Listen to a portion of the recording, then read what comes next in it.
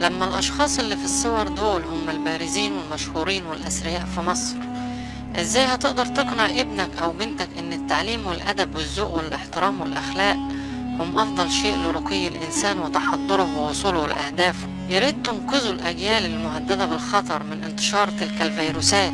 الناس دي أخطر من فيروس كورونا اللي بياكل في الصين دلوقتي. محمد رمضان ضيع أسر كتير وشباب كتير، وآخرهم الطيار اللي كان محمد رمضان طلب منه إنه يتصور معاه في كابينة الطيارة، ووعدوا محمد رمضان إنه مش هينشر الصور، ومع ذلك نشر الصور وضر الطيار ووقفوا عن العمل وسحبوا رخصته مدى الحياة.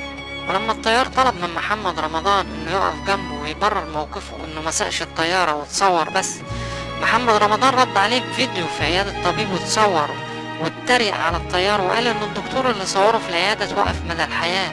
انت ضريت ناس كتير وقطعت أكل عيش الراجل ده ودمرت أسرة بأكملها، وفي الآخر بتتريق. دول ناس ما تستاهلش. الطيار اللي عمره 57 سنة وثق في شخص زي ده.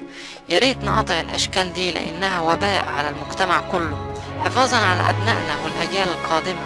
الناس دي بتعمل ملايين من تدمير أبنائنا، ولو حبينا نقارن مين اللي يبقى الأسطورة في زماننا ده، نقدر نقول إنه آخر شهيد مصطفى عبيدو العقيد اللي استشهد في شمال سيناء دفاعا عن الوطن.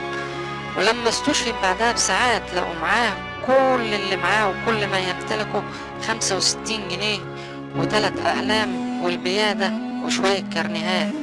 مين اللي يستحق إنه يتربع على عرش الإعلام ونتغنى بيه؟ الشهيد اللي بيدافع على أرض الوطن ومات وما سابش لأهله حاجة وشوية وهيتنسي، ولا الناس اللي عمالة تدمر في ولادنا؟